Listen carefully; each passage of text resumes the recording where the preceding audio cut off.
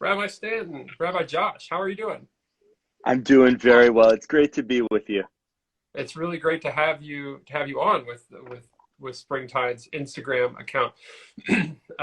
Especially during this time, we've got Passover coming up. You must be incredibly busy right now. It's very busy. It's also very uplifting. It's nice to have something happy to look forward to, especially after a year such as the one we have all had.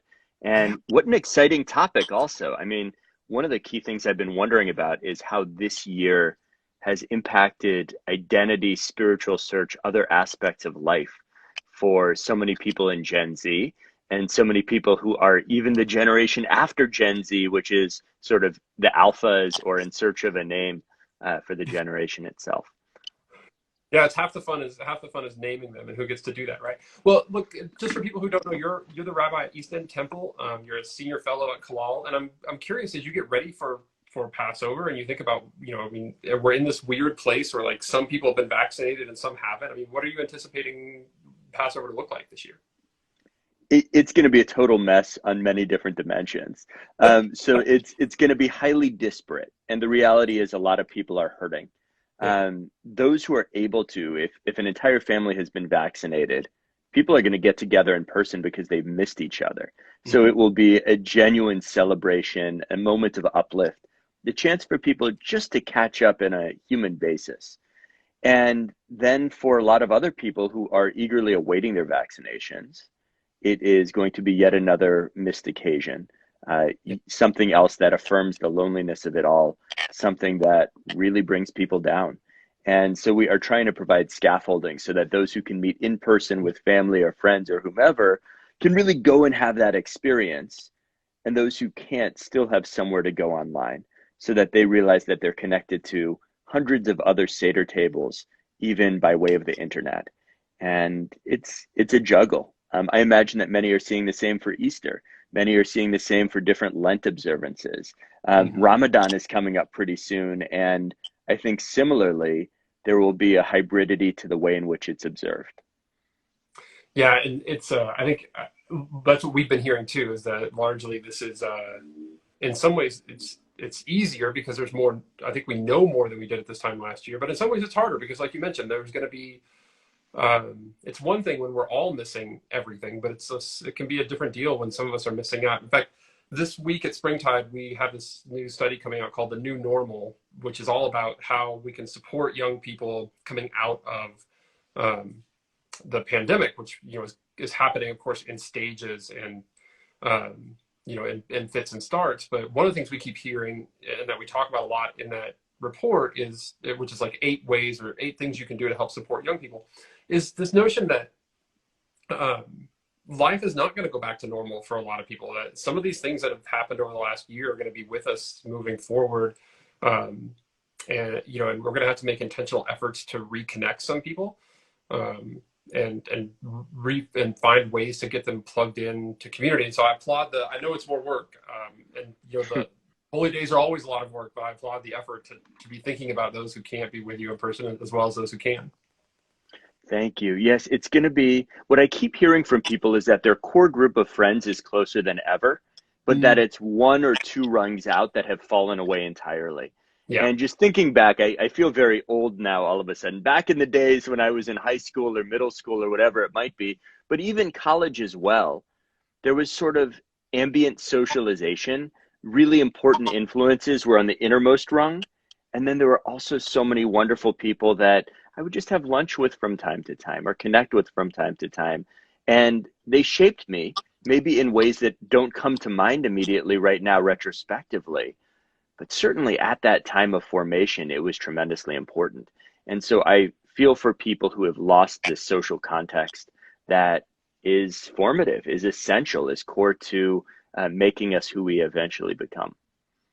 that's a really good point. I'm glad you brought it up. At Springtide, all of our focus is on 13 to 25-year-olds. We sit right at that intersection between their religious and daily lives, their sort of inner and outer selves.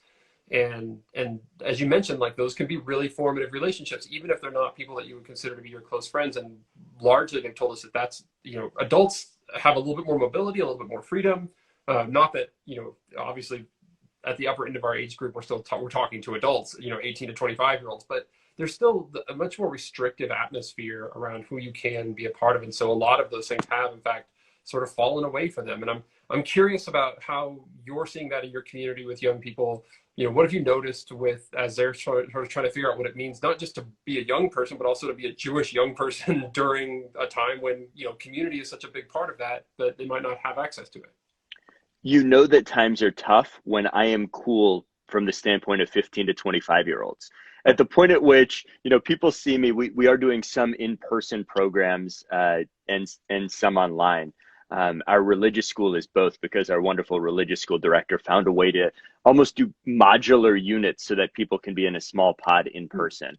And when I spend time with our youth group, so you're talking exactly like a bunch of 15-year-olds, 16-year-olds, 17-year-olds, all of a sudden they're really happy to see me. And it's not to knock our youth group. I think it's an incredible group of people. It's just that rabbis are not cool for teenagers. But it's the constancy. It's the idea that I knew them before this and I'm still here right now. And you know what? I'm going to know them after this pandemic is lifted. Yeah. And so I think people are grappling on macro with constancy and change. And for Gen Z, one of the things that I appreciate so much, one of my areas of learning, we have amazing community members who experience fluidity in all areas of their life. We're seeing this in a lot of studies, but at a very human level, there are people who identify with a different gender every day. There are people who identify with a different approach to life every day. There are people who have wildly different interests day by day. And so part of my job is holding space so that similarly they can deal with that kind of flux in their spiritual and religious lives and see religion and spirituality through the lens of change and hope that at the same time, at least I as a human being can be a constant in their lives. And so as the whole world is gyrating and spinning around them, maybe our community, maybe I as an individual, maybe other key people in our building and online and in different areas of their life can be a constant. And my hope is one who wants them to feel empowered in their spiritual journeys, that actually it gives them the chance to deal with even more variation and to lean into the variation, the flux, the fluidity, because they know that there is a home base that they can always return to. I think you're right. That is so much of what we see even in the data from the last year, which is that young people are not looking for, they're not like clamoring for adults who have all the answers and all the exact right things to say, but they are sort of clamoring for adults who are there. In a really consistent and intentional way, who are showing up in their lives. And like you mentioned, that consistency is vital, which is what makes sort of some of these, some of our data for the last year is sort of really striking. So one of the things that I wanted to ask you about is when we broke down our data just from Jewish young people, we find that less than 10% say that there's a religious leader they can turn to when they need to. Now that's not, before we get all like worried about that number, that's not too far off from their non-Jewish counterparts who also report relatively low numbers, or what, that number seems low to me. What do you think accounts for that? Because we keep hearing from religious leaders who genuinely want to make, important connections with young people. And we also keep hearing these things from young people who are like, there's no religious leaders I can turn to. So I'm always trying to figure out what accounts for that disconnect, Our young people, and for that matter, everybody, because they're the leading edge in terms of opinions that it seems to be then move up the generations. They do not want a sage on the stage. They do not want someone talking at them. Everything is a dialogue online. Everything is a dialogue in their lives. There's a two-way street. And so religious leaders who don't listen will not be listened to. And in my view, I love that. Hold on, maybe I feel like somebody needs to type that in the chat. Religious leaders who don't listen will not be listened to. That's so good. So I think that ultimately that's probably a great thing. Why should someone arbitrarily listen to me? Why should someone listen to me when there are other really good people who will listen to them? Mm-hmm. The whole goal, the whole notion of sacred space from the tabernacle wandering around in the desert was the idea of space. What if we could just hold space, make space, and then allow for divine interactions to happen? And religious leaders instead have been trained to take up space, to talk at people, to assume that they know they have more truth than they actually do. And if we could just wonder together, what a wondrous community spiritually and of faith that might be. By the way, I have to mention the Reverend Dr. Paul Sorrentino is joining us. He is one of the reasons that I am a rabbi, one of the best human beings I know, a mentor, former director of religious life at Amherst College, where I was an undergrad. And Paul is one of the people who I think more than anyone else in the world knows how to hold space for people. So in moments when I actually can do so effectively, sort of channeling a bit of Paul Sorrentino into my rabbinate. In moments when I don't, it's all Josh Stanton. And maybe that's the problem. Well, I think that's such a, I mean, those things that you're talking about, that even the notion that you can point to somebody who did that work for you and with you in terms of modeling, I mean, I think those are things that we can hold in non-Jewish spaces as well. I mean, those are, that is largely what we hear too, that young people in the State of Religion, Young People 2020, which is behind me, we heard young people across different faith traditions, and increasingly as young people have no faith affiliation, they were saying like, that's basically, what I'm looking for from an adult is, they want your expertise. They do want to know that you have some expertise, but you can't lead with that. And that can't be the only thing that you offer. The listening, integrity, care, the transparency, the other dimensions of relational authority, those were critical. But I think I'm also like empathetic in the sense that I know it can, because I've been a professor, I've sat across the desk from students who I felt like were making terrible choices. And I know how hard it can be to just sit there and listen to them. But sometimes because what you want to say is like, no, don't date that guy. Like, don't choose that career. You're better than that. Or you could do this other thing. But so much of what they need first is just listening. I wonder if the role of clergy used to be conceived of as parent, and now it's shifting to grandparent. Thinking of my grandparents, they were the ones who gave me chocolate when my parents didn't want me having too much sugar. They let me stay up late. They let me watch TV when I was like all PBS at home. They let me do all these fun things. And then they supported me as I explored things that were otherwise taboo at home.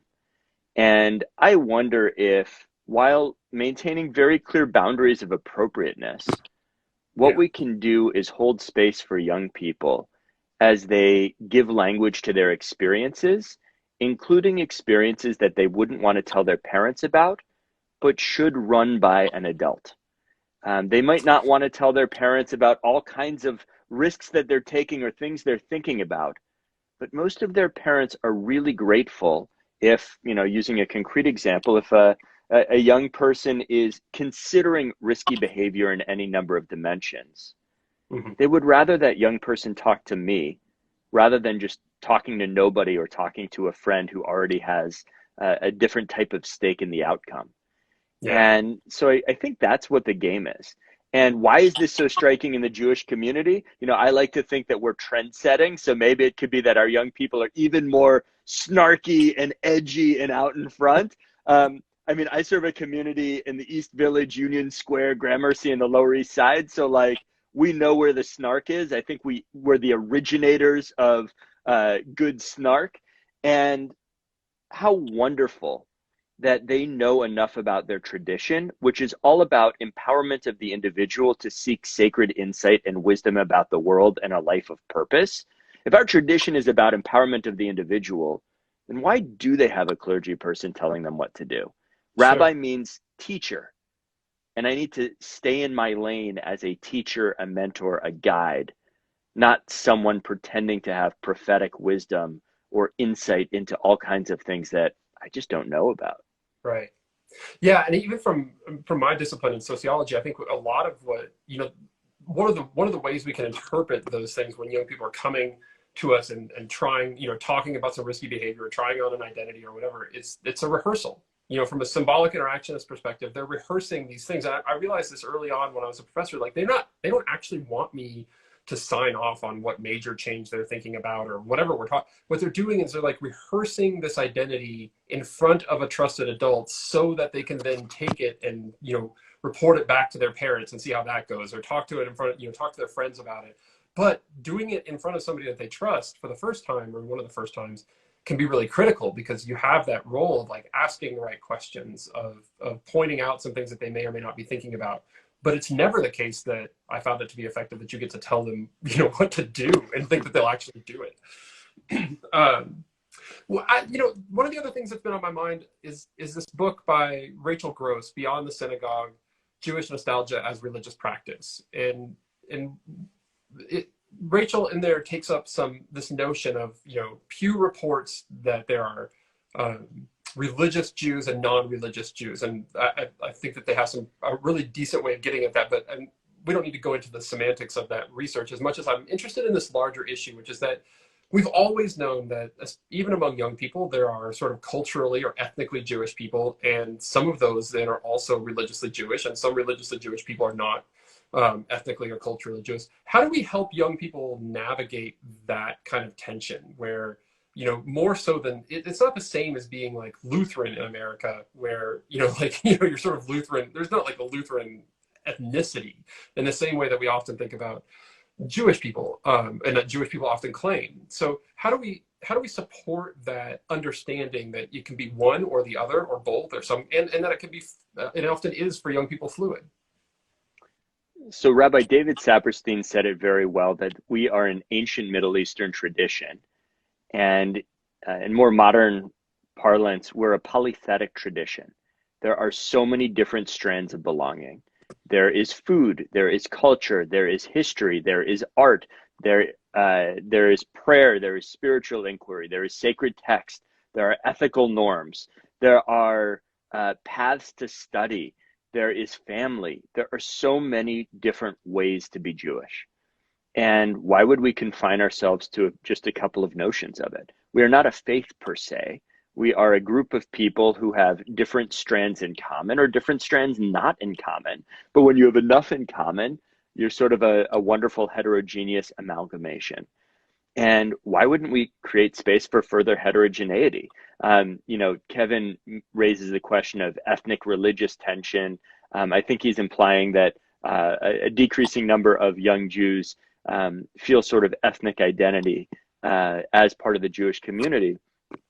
I think when I do careful listening, and I'm at my best and not at my most fatigued or whatever, they're trying to grapple with how different aspects of cultural and ethnic identity resonate with each other when they have multiple cultural identities and one spiritual ethical identity. So if you are a Korean American Jewish young person, you are trying to figure out how values from the Korean American and the Jewish American parts of your identity talk to each other. And so my guess is in the questions that they're asked themselves, it's really hard to get the subtlety of their responses.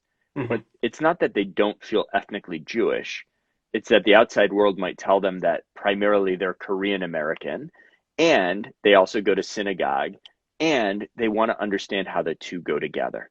And so I don't know if it's tension so much as conversation between different parts of identity. Mm-hmm. And our community woke up to the reality that maybe 15% of American Jews are not conditionally white. They're not from an Ashkenazi background and European ancestry. And so lo and behold, we woke up after years of ignoring the obvious trends.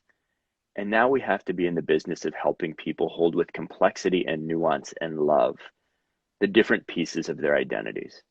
And historically, when we were sort of a tradition that was kept behind closed doors in urban ghettos or rural shtetls, we were kept a little bit more homogenous by virtue of an outside world that didn't want us to be part of society. And what we need to wrap our minds around is the idea that, yes, there's anti-Semitism, but we're also beloved. And as a result, our community is getting even more experiencing even more heterogeneity. And that's a wonderful opportunity. So if we do some listening around it, I think that we will help young people express affirmatively what they do believe and articulate with greater clarity the different parts of who they are, realizing that they don't have to choose between them, but can find areas of real mutuality and mutually reinforcing aspects.